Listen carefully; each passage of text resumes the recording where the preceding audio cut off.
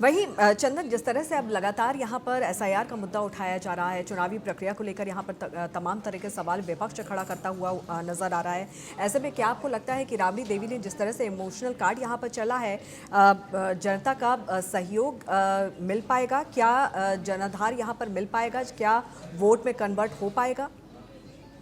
बिल्कुल, देखिए जिस तरह राबड़ी देवी ने आरोप लगाया और जिस तरह कहा है कि तेजस्वी यादव की जान के खतरा है, तो कहीं ना कहीं आगामी विधानसभा चुनाव में भी इसका असर देखने को मिलेगा। और लगातार आप देखेंगे कि जिस तरह वो आरोप लगाई है, तो खासकर वो महिला है और महिलाओं को वो आकर्षित करने की, जिस तरह सत्ता पक्ष ने बयान दिया है कि महिलाओं को आकर्षित करने की ये राजनीति चाल खेली गई है और ये दिखाने के प्रेशर दी जा रही है कि ये जो चीजें है उस पर दबाव बनाई जाए और आने वाले विधानसभा चुनाव में इसकी एक अलग असर है। तो ये पूरी तरह से जो चीजें है राजनीतिक पॉलिटिक्स में की जा रही है। इसके साथ ही अगर राबड़ी देवी की बात किया जाए तो राबड़ी देवी पहले भी तेजस्वी यादव को लेकर के उन्होंने बयान दिया था कि तेजस्वी यादव को ये लोग देखना पसंद नहीं करते हैं, जब जब सत्ता चलता है तो आक्रोशित हो जाते हैं और आग बबूला होकर के तेजस्वी के तरफ देखते हैं, क्योंकि तेजस्वी मुद्दा की बात करता है, तेजस्वी गरीब का बात करता है, तेजस्वी युवा की बात करता है, तेजस्वी रोजगार की बात करता है। तो राबड़ी देवी के इस तरह की जो आरोप प्रत्यारोप है पहले भी सदन में देखने को मिला है, लेकिन इस बार जो लगाया है कि 4 बार इसको जान से मारने की कोशिश की गई है। लेकिन वही तेजस्वी यादव ने जिस तरह आज बयान दिया है, उन्होंने कहा है कि बीजेपी जो है ये वॉशिंग मशीन है, इसमें जो भी आएंगे वो सब कोई धुल कर निकल जाएंगे और उन पे बेदाग हो जाएंगे, किसी प्रकार की कोई दाग नहीं होगा। बीजेपी जिस तरह की पॉलिटिक्स कर रही है, विपक्ष को खत्म करने की चाह रही है कि बिहार में विपक्ष नहीं रहेगा तो कोई सवाल नहीं करेगा। लेकिन तेजस्वी ये भी कहा है कि हम लोग मानने वाले नहीं हैं, अपने लोगों के पास जाएंगे, अपने वोटरों के पास जाएंगे और बताने की कोशिश करें कि जिस तरह लगातार इन्होंने षड्यंत्र रचने के काम किया है और एसआईआर के तहत हमारे गरीब भाइयों का वोटर लिस्ट से नाम काटने का काम किया है, तो ये चीज हम लोग कतई होने नहीं देंगे। इसके लिए हम लोग आंदोलन करेंगे और बाइकआउट करेंगे चुनाव आयोग के। ये इस तरह की जो बयान है तेजस्वी यादव की लगातार देखने को मिल रही है और उन्होंने आरोप लगाते हुए चुनाव आयोग को दिख रहा है। लेकिन यहाँ पर एक तरफ विपक्ष जो है हमलावर होता हुआ नजर आ रहा है। नीतीश कुमार की बात करें तो वो विपक्ष पर करारा वार करते हुए नजर आए हैं। उन्होंने सीधे कहा है कि सारा जो विपक्ष है वो एकजुट हो गया है और सरकार को बदनाम करने की कोशिश कवायद कर रही है। उनका तो साफ तौर पर ये कहना है कि सरकार की तरफ से कहाँ कहाँ काम किया है वो तो सबको दिख रहा है। ऐसे में विपक्ष के पास मुद्दों की कमी है और इसीलिए अनर्गल बातें यहाँ पर विपक्ष की तरफ से की जा रही हैं, रखी जा रही हैं। देखिए जिस तरह नीतीश कुमार ने आरोप लगाया है और उन्होंने बयान दिया है विधानसभा में और उन्होंने कहा है कि सारे जो विपक्ष है एकजुट हो गए हैं और सरकार को काम करने में बाधा डाल रहे हैं, काम करने नहीं दे रहे हैं और परेशान करने की कोशिश कर रहे हैं। तो जिस तरह लगातार देखने को मिल रहा है और आरोप प्रत्यारोप की जो दौर मिल रहा है वो देखने को मिल रहा है। उसके साथ ही आपको बता दें कि नीतीश कुमार ये भी कहा है कि ये जो तेजस्वी है ये अभी बच्चा है, इसको सीखने की जरूरत है। इसके पिताजी के जब राज चलता था उस समय जंगल राज, लोग डर के मारे घर से नहीं निकलते थे। तमाम जो बातें थे 2005 से पहले के और 90 के बाद के जो दशक रहा उसको गिनाते हुए उन्होंने नजर आया और लगातार कहे तुम तो बच्चे हो, मेरा दिन था कि तुम उप मुख्यमंत्री बन गया, सत्ता में आ गया। तमाम जो बातें थे नीतीश कुमार की तरफ से कही गई और उनके तरफ से घेरने की कोशिश की गई और ये भी कहा गया कि ये तमाम जो विपक्ष नेता हैं एकजुट हो गए हैं और मुझे परेशान करने की और सरकार को परेशान करने की ये कोशिश कर रहे हैं। बिल्कुल, और सीधे तौर पर यहाँ पर राबड़ी देवी ने बीजेपी और जेडीयू को निशाने पर लिया है, यानी कि सीधे तौर पर उनकी तरफ से कहा गया है कि तेजस्वी को कहीं ना कहीं बीजेपी और जेडीयू से जान को खतरा है। ऐसे में बड़ा आरोप और गंभीर सवाल वो खड़े करते हुए नजर आए हैं।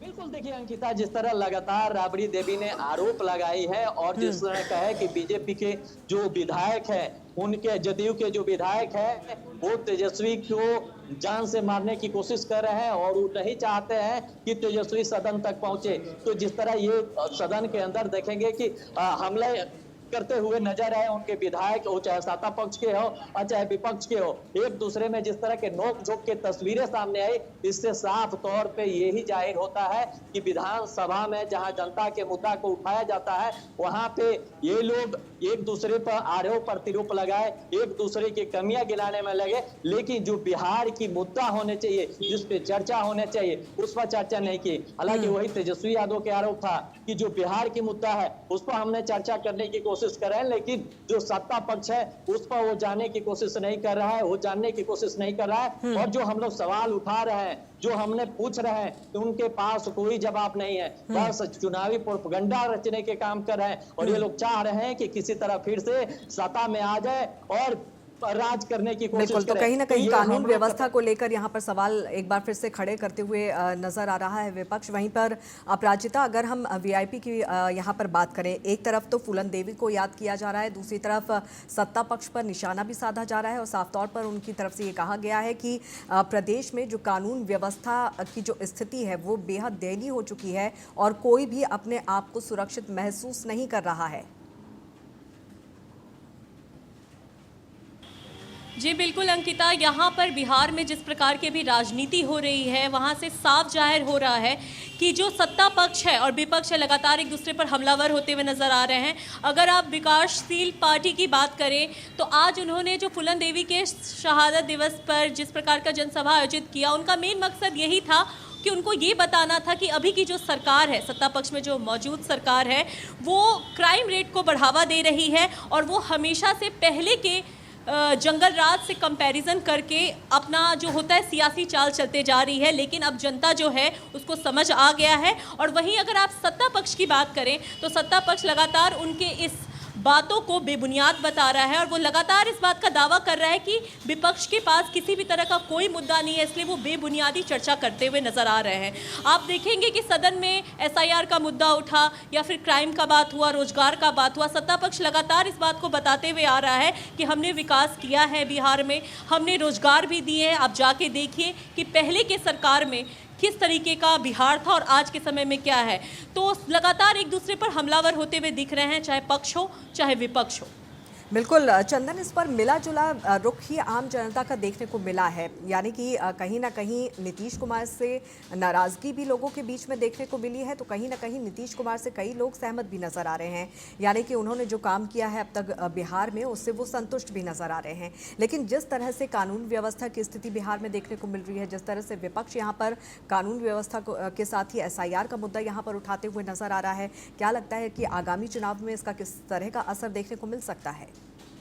बिल्कुल अंकिता, आपको बता दें कि जिस तरह लगातार तेजस्वी यादव ने क्राइम को बढ़ावा, जिस तरह बिहार में लगातार क्राइम की रेशियो बढ़ा है, उस पर उन्होंने सरकार को घेरते हुए नजर आए और बिहार में एसआईआर की मुद्दा जिस तरह चरमराया हुआ है उस पर उन्होंने घेरते हुए नजर आए। हालांकि उन्होंने ये भी कहा कि देखिए जिस तरह लगातार हमारे पिताजी के राज में की जो चर्चा करने वालों, एक बार नजर उठा के देख लो कि आए दिन बिहार में बहु बेटियों की इज्जत लूटी जा रही है, दिन दहाड़े अपराध की घटनाएं घट रहा है, हॉस्पिटल में घुसकर गोली मारी जा रही है, डॉक्टर की हत्या हो रही है, स्कूल में टीचर की हत्या हो रही है, थाने में पुलिस की हत्या हो रही है।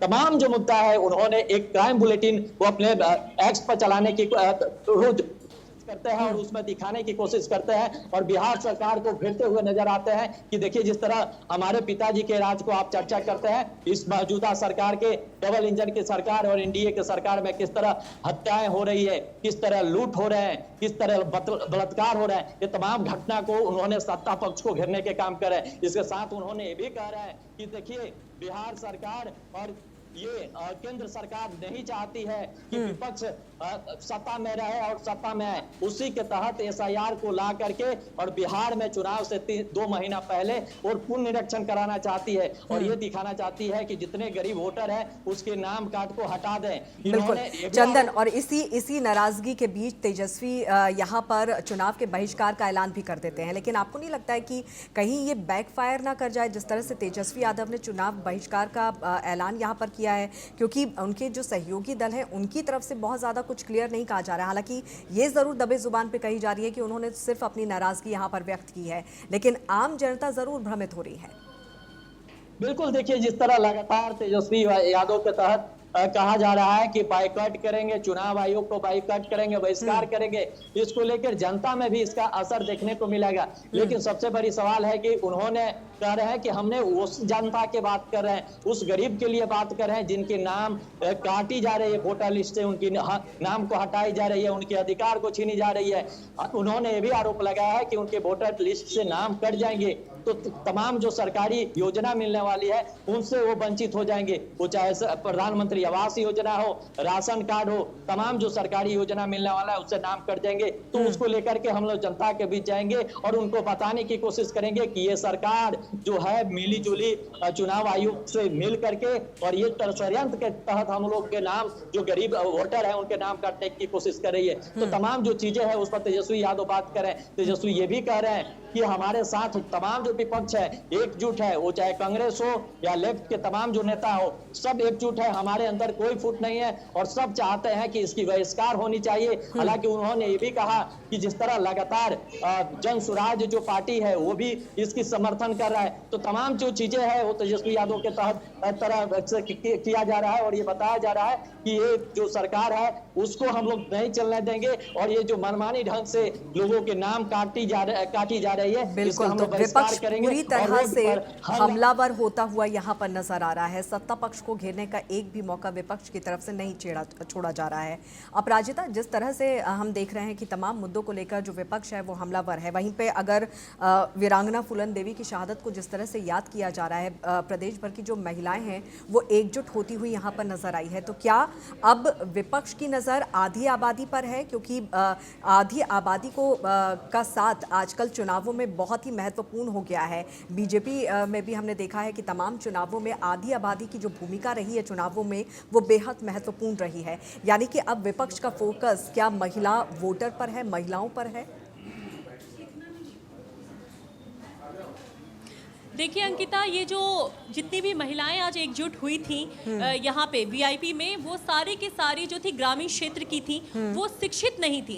और आप कह सकते हैं कि उन्हें सिर्फ एक चीज़ पता है कि उनके गांव में उनके विकास के लिए क्या बातें हो रही हैं, उनके घर में पानी आ रहा है कि नहीं, उन्हें राशन मिल रहा है कि नहीं। वो लगातार अपनी बातें कर रही थी और उन्हें जो बताया जा रहा है वो उसी हिसाब से यहाँ पे मौजूद रही। वो लगातार ये बातें कह रही थी कि हम जो लाल साड़ी पहन करके आए हैं उसका मेन कारण यही है कि हमें ये जो हमारे गांव में जो हमें सुविधाएं नहीं दी जा रही हैं, ये जो हमारे नेता है मुकेश सहनी वो हमें सुनेगा। तो इसका मतलब ये है कि विपक्ष लगातार ये कोशिश कर रही है कि वो ग्रामीण क्षेत्र में जा करके उन लोगों से बातें करें, सारी महिलाओं को ये बातें बताएं कि वो आए। जनता तो देखिए भोली होती है, बहुत सारे ऐसे लोग हैं जो शिक्षा में अभी भी पीछे हैं, तो जनता को जो बताया जाएगा, वैसे लोगों को जो बताया जाएगा वो वैसे ही करेंगे। तो विपक्ष शायद इस चीज़ को बहुत ज़्यादा एक कह सकते हैं कि एडवांटेज के तौर पर ले रहा है। और वहीं अगर सत्ता पक्ष की बात करें तो सत्ता पक्ष अपने आप में लगातार ये चीज़ें बताने को ये रह रही है, वो बता रही है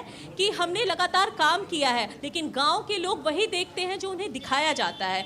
तो ये ओवरऑल आप देख सकते हैं कि विपक्ष ने एक मोहरा कार्ड खेला है, ये आप कह सकते हैं। उन्हें ये पता है कि उन्हें कहाँ पर किस तरीके से अपने कार्ड को खेलना है, कहाँ पे उन्हें विक्टिम कार्ड खेलना है, कहाँ पे उन्हें सिंपैथी कार्ड खेलना है। तो ओवरऑल आप ये कह सकते हैं कि जनता को रिझाने के लिए एड़ी चोटी का जोड़ लगाया जा रहा है और ये हो सकता है कि उनका प्लान भी हो, एक एजेंडा भी हो, जिसके तहत उन्होंने यहाँ से इसकी शुरुआत की हो कि ग्रामीण क्षेत्र की महिलाओं को इकट्ठा करके उन्हें बताएं कि किस प्रकार से उनकी समस्याओं को विपक्ष सुनेगा और उसे सुलझाएगा। बिल्कुल, तो जिस तरह से चंदन आरोप प्रत्यारोप का दौर लगातार यहाँ पर देखने को मिल रहा है, लेकिन जनता जनार्दन भी यहाँ पर तय करेगी कि उसे किसके पक्ष में जाना है, उसे किसे चुनना है। लेकिन जिस तरह से विरोध का तरीका यहाँ पर विपक्ष की तरफ से अपनाया जा रहा है, उसे देख के क्या लगता है कि आम जनता के मन में क्या चीज़ें निकल कर सामने आ रही है? आम जनता का इससे लेकर क्या कुछ रुख देखने को मिल रहा है, क्या कुछ कहना है? जनता का कहना है कि हमको जो सुविधा चाहिए वो मिलना चाहिए, वो चाहे सत्ता पक्ष हो या विपक्ष हो। जिस तरह लगातार बिहार में बेरोजगारी चरम सीमा पर है, पलायन चरम सीमा पर, आए दिन हजारों की संख्या में दूसरे प्रदेश में बिहार के लोग जाकर पलायन करते हैं। इस पर रोक लगना चाहिए। बिहार में कल कारखाना लगना चाहिए जिससे आम पब्लिक को सुविधा मिले। सरकार, आम पब्लिक ये चाहती है, लेकिन जो मौजूदा सरकार है ये पिछले 20 साल से सत्ता में काबिज है, उसके बावजूद भी एक फैक्ट्री बिहार में नहीं लगी है। तो ये जो सवाल ये बिहार की जनता के, उन जनता के है जो दूसरे प्रदेश में जाकर के नौकरी करते हैं, मजदूरी करते हैं, वो उनकी है। लेकिन इसके साथ ही आपको बता दें कि जनता ये भी कह रही है कि ये जो मौजूदा सरकार है इससे हम लोग खुश नहीं है, क्योंकि ये पिछले 20 साल से काबिज है, लेकिन जो विकास होना चाहिए बिहार में वो नहीं हो पाया। हालांकि वो चाहे शिक्षा के क्षेत्र हो, स्वास्थ्य के क्षेत्र हो, या बिहार में कल कारखाना को लेकर हो, ये किसी भी क्षेत्र में बिहार में जो ग्रामीण क्षेत्र में होना चाहिए वो नहीं हुआ है। हालांकि वही बात किया जाए शहरी क्षेत्र की, तो शहरी में तो विकास हुआ है, लेकिन जो गांव की विकास होना चाहिए वो नहीं हुआ है। बिल्कुल, और ऐसे में जो ग्रामीण जनता है उनकी भूमिका भी चुनाव में बेहद ज़्यादा महत्वपूर्ण भी यहाँ पर हो जाती है। आप दोनों का बहुत बहुत शुक्रिया इस तमाम चर्चा के लिए, तमाम जानकारी के लिए। और इसी के साथ बिहार के दंगल में फिलहाल के लिए इतना ही। आप जुड़े रहिए TNP न्यूज़ के साथ। नमस्कार।